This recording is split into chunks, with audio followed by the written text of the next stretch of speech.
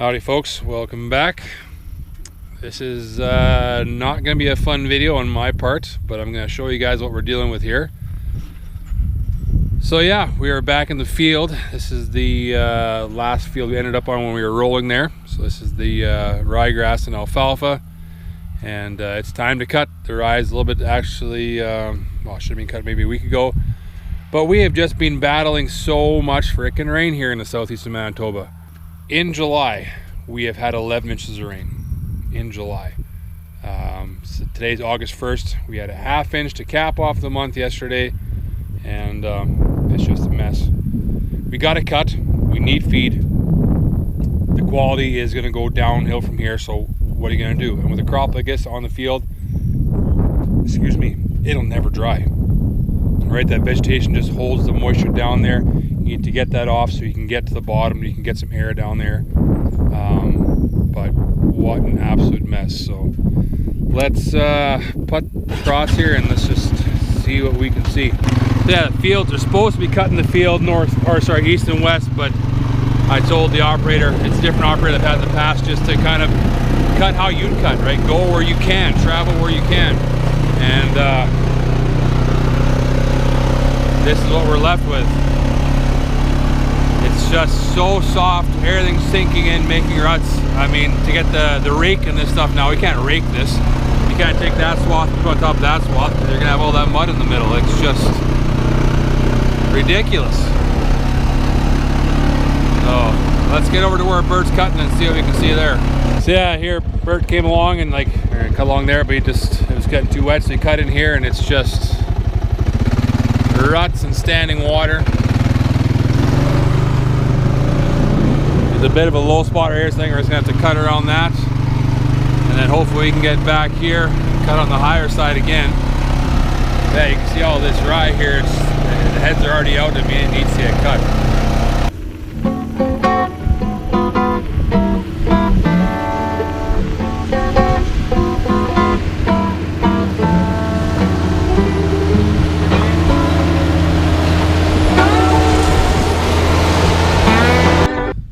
At the back of the field, and yeah, there's a low spot here. I didn't do anything there. Couldn't roll it, couldn't anything. I actually told the guy, make sure you go around that, because I couldn't get close enough to roll. There's some rocks there, but I mean, there's standing water there, so you couldn't.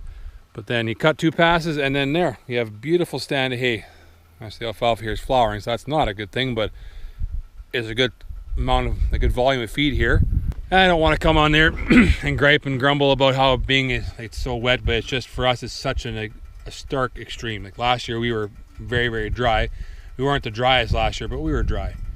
I mean, you guys saw my videos about the corn we had in this field last year. We had struggled with some pretty bad corn, and yeah, now it's just gone from that to the other end of the spectrum, and we are just so wet. 11 inches of rain we've had this month. That's just unheard of for us out here, and we're not the wettest in Manitoba, but we're probably second wettest. And just in this corner of the province, their infrastructure for drainage isn't the greatest. It was kind of lower value land, but in recent years, land values have gone up substantially around here. So now it's time to put in some drainage, some infrastructure, and we need to drain our fields, but we don't have anything to drain our fields into. And the ditches around here are not much of a ditch to begin with, so we need to do some maintenance on that. And yeah, I know my wife had put a comment on Twitter the other day about, you know, how wet it was and how challenging it is, and she got some nasty comments from people in some very dry areas. And it's, you know what, I mean, extreme drought is no good, extreme wet is no good. There's problems on both sides, right? When it's just wet, yes, the frustrating thing is now there's feed right there. There's feed, lots of it. Our cows need that feed to eat, but we can't get out here, or it's difficult to get out here and do our work. I get it. When you have a drought, you have no feed to cut. You can travel everywhere you want. There's no feed. You can't. There's nothing growing. So yeah, this is a different problem. We have feed, but it's just so challenging to get off. I mean, I'm driving around here now, and some of these ruts the tractor and disc binder are making. Usually, we rake 2 swaths into one for baling. We can't now, because if we do that, we're going to pull up so much mud, and then our bales will be full of mud. And cows don't eat mud. Cows do not live on mud. And I've seen feed that's high in ash, like an ash content, like the dirt in the feed, and it's not good for cows. I've seen cows eat feed that's got too much dirt in there, and it's not a good thing. So just challenging. Last year it was dry. That was a big challenge. Now we're too wet. It's a big freaking challenge. So if you're watching this and you're in a dry part, that's tough to deal with too, being so dry. But this is very frustrating dealing with this extreme wet we have. So it's cloudy today, overcast. There's a chance of rain this afternoon, tonight. Later on in the week, there's no windows, no good windows to make feed either. So everything we're gonna do is gonna be silage for sure. There's absolutely no talk of making dry hay. That's not gonna happen. But yeah, just how are we gonna do it? And then you know what? We spent a lot of money on seed and getting this field ready, putting a seed out here, and all things we've done. And now we're just tearing it apart, and almost to the point where it's gonna be so rutted up, we're gonna have to break it up again and reseed. So that's also frustrating. We do have some crop insurance that can hopefully help foot some of that, but this is just going to be another financial hit for us that, yeah, we just don't need. So that's enough of me ranting anyways. So I tour around here some more and just kind of, me and Bert have a bit of a plan. He's kind of like, you know, there's 3 sections in your field where it kind of rolls up and it's nice, and it goes down, and we're going to kind of cut the field in 3 pieces, and we're just gonna do what we can do. That's all you can do. Just do your best and go with that. So we'll see. There's definitely feed here. It's just how the heck do we get it off?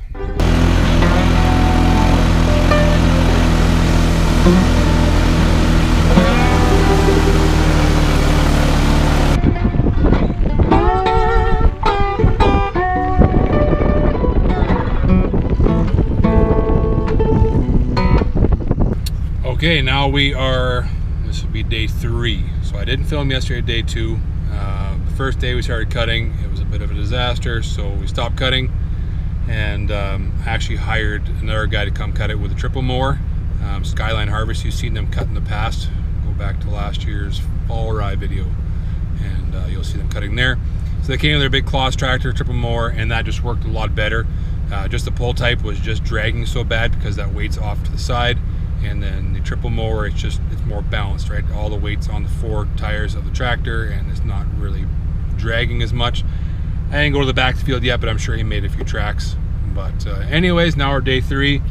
The rake got going here about an hour ago, and they got a bunch raked up. The baler is on his way, and it'll be a little different. Yeah, so they got a rotary rake you saw there, and a little John Deere, I think it's a 6410 on the rake. And the guy I've hired has a Kuhn baler wrapper combo. That doesn't make a whole lot of sense because Richard, last year you bought your own wrapper, and I get that. I bought a wrapper last year, but the guy I usually have bale for me, he is so far behind just because of the wet year we've had, and he said I can't get there for a couple weeks. I got to get all my other stuff done first, so this stuff can't wait a couple weeks. So I hired this guy. And this is the route I've always wanted to go. I like the baler wrapper combo. It's just one pass, done, and then we come pick up. That's the way to be. But I couldn't afford to buy that baler myself, so we bought the wrapper. And yeah, the wrapper will sit right now. This will get the feed made and get it done, and we'll start hauling bales later this afternoon. So I'll grab some action with the baler when he gets here. Better hurry up, Slade. I'm gonna catch you. Nice having a 40K tractor, but when the other one doesn't go that fast and you both got to head to the same field, you got to ease up a little bit on the big guy. Yeah, we're going to start picking some bales. I spy some marshmallows. Looks like Bert's almost got the front piece here baled up, and they're raking now in the back. We'll get to that next week, the Japanese millet. It's not looking the best now. It's kind of yellowed off a little bit here. Kind of a bit wet, but also it needs some nitrogen. So I think we'll cut it, put some N on there, and then we'll probably get a real good second cut. The baler.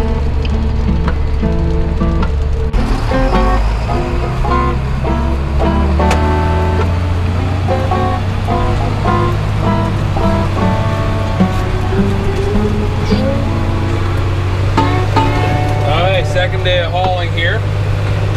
We're going to film some last night. It's a beautiful sunset when we were hauling bales, but someone forgot to bring along the extra battery for the GoPro. So anyways, today we are back at it.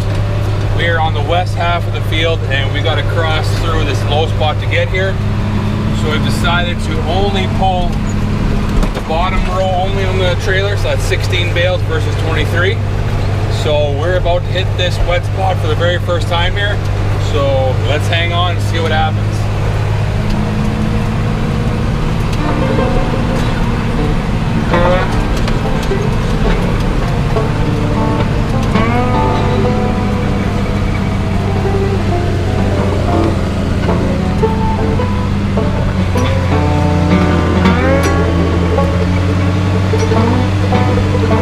As you can see, it's not happening. We're just about to get stuck here. And yep, we are stuck. So we'll not be doing this again.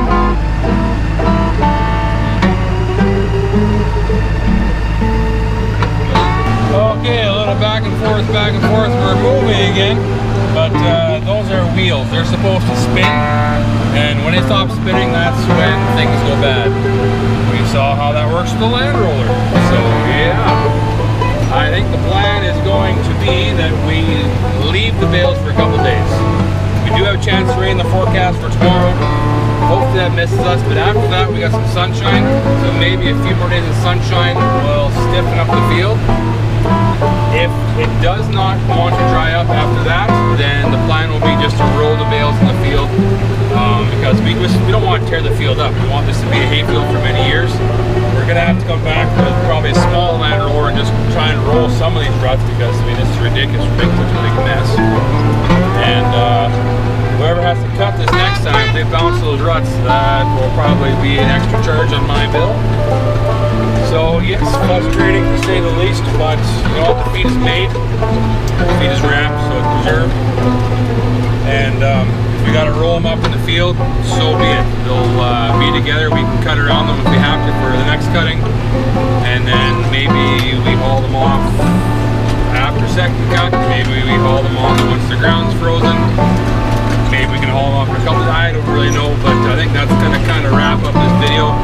And just, you know, this is frustrating.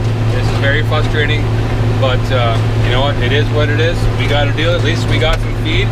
It's just a real awful big challenge getting it off. So that'll do it for this video, folks. See you next time.